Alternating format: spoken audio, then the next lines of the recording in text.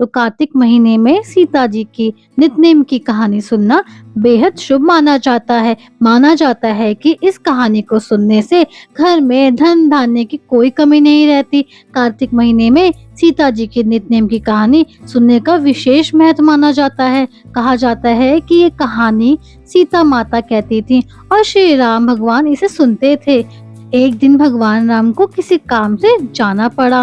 माता सीता श्री राम जी से कहती कि मेरा तो 12 वर्ष का नित्य है, अब आप बाहर जाएंगे तो मैं अपनी कहानी किसे सुनाऊंगी।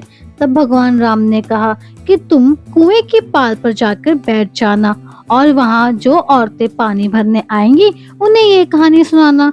राम आए लक्ष्मण आए देश के पुजारी आए, नित नेम का नेम लाए, आओ राम बैठो राम, माखन मिश्री खाओ राम, दूध बताशा पियो राम, सूत के पलका पोतो राम, शाल दुशाला ओढ़ो राम, राम सवारे सबके काम, खाली घर भंडार भरेंगे का बेड़ा पार करेंगे, जय श्री राम जय श्री राम। माता सीता भगवान श्री राम को यही कहानी सुनाती थी। जब भगवान श्री राम को किसी काम से बाहर जाना पड़ा तो राम जी के अनुसार माता सीता अपनी कहानी सुनाने के लिए एक कुएं की पाल पर जाकर बैठ गई। तभी वहां एक स्त्री आई। उसने रेशम की जड़ियों की साड़ी पहनी हुई थी और उसके हाथ में सोने का घड़ा था। सीता माता उसे कहती कि बहन मेरा 12 वर्ष का नित्य सुन लो। पर वो स्त्री बोली, अगर मैं तुम्हारा नित्य सुनने बैठ गई तो मुझे घर जाने में देर हो जाएगी, फिर मेरी सास मुझे डांटने लगेगी। ये कहते हुए उसने कहानी सुनने से मना कर दिया और वो चली गई। जब वह महिला घर पहुंचने ही वाली थी कि उसकी रेशम जरी की साड़ी फट गई और सोने का घड़ा मिट्टी का बदल गया। सास ने जब यह देखा तो पूछा कि ये किसका दोष सर लेके आ गई है। तब बहू ने कहा कि कुएं के पास एक औरत बैठी थी, उसने मुझे कहानी सुनने के लिए कहा तो मैंने मना कर दी, जिसका मुझे यह फल मिला। अपनी बहू की बात सुनकर अगले दिन उसकी सास वही साड़ी और वही घड़ा लेकर कुएं की पाल पर गई। सास को वही माता सीता बैठी मिली। तब माता सीता ने कहा, बहन मेरी कहानी सुन लो। सास बोली, एक बार नहीं मैं तो 4 बार सुनूंगी।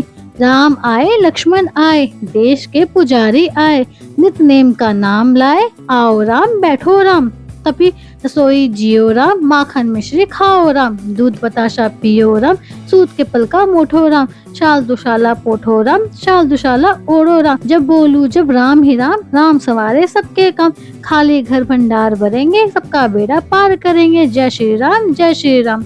सास ये कहानी सुनकर बोली, बहन तुम्हारी कहानी बहुत ही अच्छी लगी।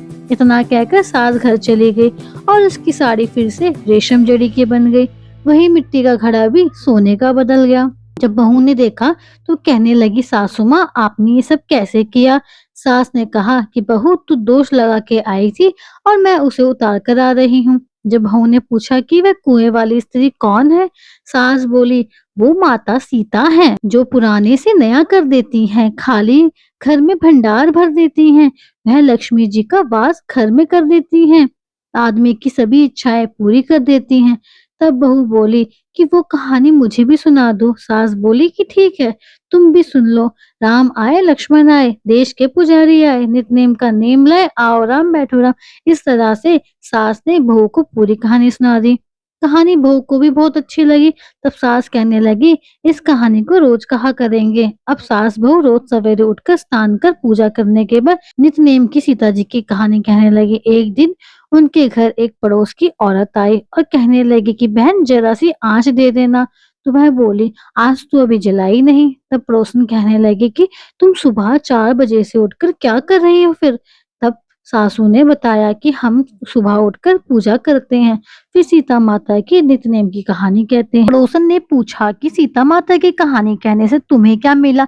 तब वे बोली कि इस कहानी को कहने से घर में धन के भंडार भर जाते हैं, मनुष्य के सारे काम सिद्ध हो जाते हैं, मन की समस्त इच्छाएं भी पूरी होती है। इसके बाद पड़ोसन ने भी ये कहानी सुनने की इच्छा जताई। फिर वह बोली, ठीक है तुम भी ये कहानी सुन लो। राम आए लक्ष्मण आए देश के पुजारी नित्य नेम का नाम लाए। इस तरह से सास बहू ने अपनी पड़ोसन को भी पूरी कहानी सुना दी। कहानी सुनने के बाद पड़ोसन कहने लगे कि कहानी तो बहुत ही अच्छी है, अब वह पड़ोसन भी नित्य-नेम सीता माता की कहानी कहने लगी। इस कहानी को कहने से पड़ोसन के घर में भी धन के भंडार भर गए। हे सीता माता, जैसे आपने उनके भंडार भरे हैं वैसे ही आप हमारे भी भरना।